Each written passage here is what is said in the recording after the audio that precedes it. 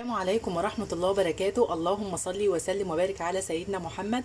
ان شاء الله النهارده هنجهز الغدا كده بطريقة كده سهلة وبسيطة وان شاء الله هتعجبكم. واول حاجة عملتها كده زي ما انتم شايفين، بدأت ان انا اسلق اللحمة. وطبعا انتوا عارفين طريقتي في سلق اللحمة. طب هنعمل ايه جنب اللحمة؟ هنعمل النهارده ان شاء الله باذن الله طاجن كده كوسة باللحمة المفرومة، وكمان شوربة خضار والرز بالشعرية. ويلا بينا بقى كده نشوف طريقتنا كده في طاجن الكوسه باللحمه المفرومه.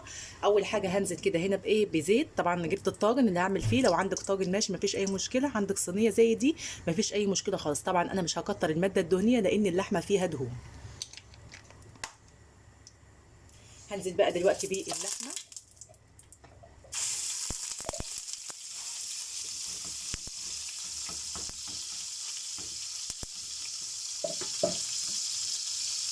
زي ما انتم شايفين كده انا هدي تشويحه كده ايه للحمه المفرومه دي مع نفسها كده قبل ما انزل عليها بالبصل او اي حاجه خالص، اهو زي ما انتم شايفين كده.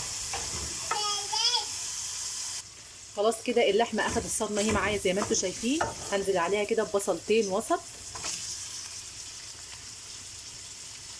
طبعا هم حوالي كده ايه، يجي 5 أو 6 معالق كده لحمه مفرومه. كان عندي قطعتين كده فرمتهم عشان خاطر اقدر اعمل بيهم الطاجن ده. هقلب بقى البصل كده مع اللحمه لحد ما يدبل خالص معايا.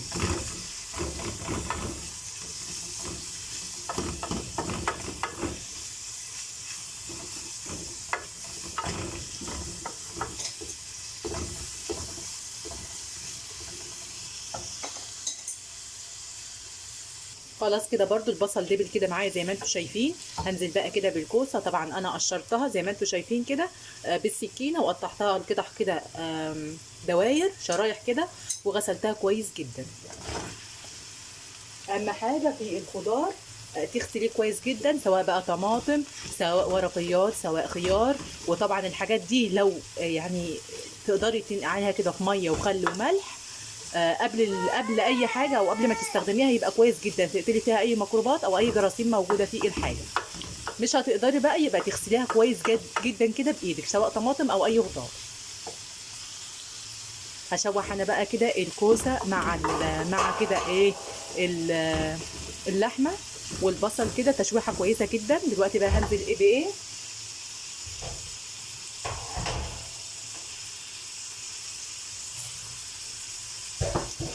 هنزل طبعا كده ببطاطسين من الثوم المفروم اهو، يعني حوالي كده 3 فصوص بالظبط. وهقلبهم برضو اهو.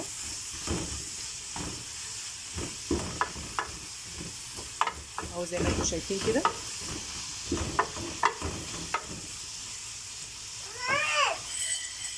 هنزل بقى دلوقتي بايه، والتوابل بتاعتي معايا حبه من الملح اللي هيظبط معاكي طبعا طعم الطاجن. معايا هنا كمون، ومعايا حبه فلفل اسود. هنزل بقى كده على الطاجن زي ما انتم شايفين.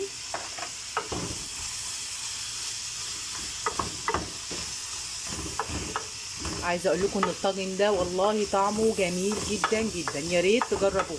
طريقته كمان سهله وبسيطه، وكانك بتعملي كوسه بس بتضيف عليها بس كده ايه 3 معالق من اللحمه المفرومه الموجوده عندك، قطعتين قطعه بيدوا طعم للكوسه. وبالنسبه للناس اللي ما بتحبش الكوسه، انا عندي هنا في البيت ما بيحبوش الكوسه، فانا ايه دخلت كده اللحمه عليها عشان خاطر يقدر ان هم ياكلوها.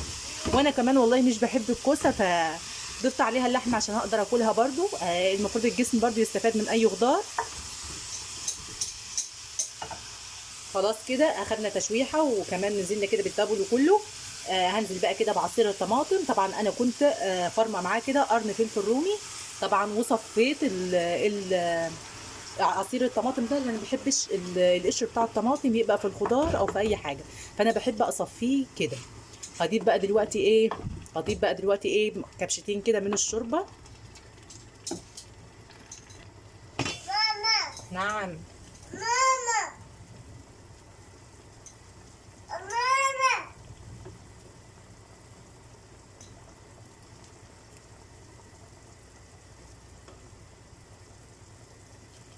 هسيب بقى الخضار كده يستوي مع نفسه، وهغطيه ويستوي مع نفسه خالص. بعد ما يستوي بقى خالص كده زي ما انتم شايفين والكوسه تستوي، هدخله بقى كده الشوايه، وبعد ما تخرج ان شاء الله نشوفها مع بعض. بقى زي ما انتم شايفين كنت عملت الرز وخلاص كده الرز استوى، هقفل عليه بقى وانزله خالص. بقى كنت عملت كده شوربه الخضار زي ما انتم شايفين، قطعت الكوسه والجزر والبسله طبعا فزقتها، وقطعت برضو بطاطس كده حبايه برضو. وطبعا نزلت كده بالشوربه، ونزلت بقى بحبه توابل كده بسيطه، فلفل اسود على حبه كمون. وطبعا كده والشوربه عليهم، وطبعا كده هسيبهم ايه يستوي. حابه بقى تحطي معلقه سمنه مفيش اي مشكله خالص. وهنا خلاص كده كان طاجن استوى، طاجن الكوسه استوى معايا. دلوقتي هقفل عليه وادخله الفرن ياخد وش كده من فوق. وهنا خلاص كانت اللحمه بتاعتي خلاص دخلت على سوا خالص، طبعا فيها برضو حبه شوربه. هنزل دلوقتي ايه بعصير حبايتين كده طماطم زي ما انتم شايفين، بيدي طعم جميل جدا للحمه طبعا. وهنزل بالملح والفلفل الاسود والكمون زي ما احنا متعودين. بقى كده كان غدانا معاكم النهارده. اتمنى بقى لو الفيديو عجبكم ما تبخلوش على لايك للفيديو، وكمان تشتركوا في القناه وتفعلوا زر الجرس للكل عشان يوصلك اشعار بكل فيديو جديد، وتكوني اول واحده بتشاهد الفيديو. اشوفكم ان شاء الله باذن الله في فيديو جديد، مع الف سلامه.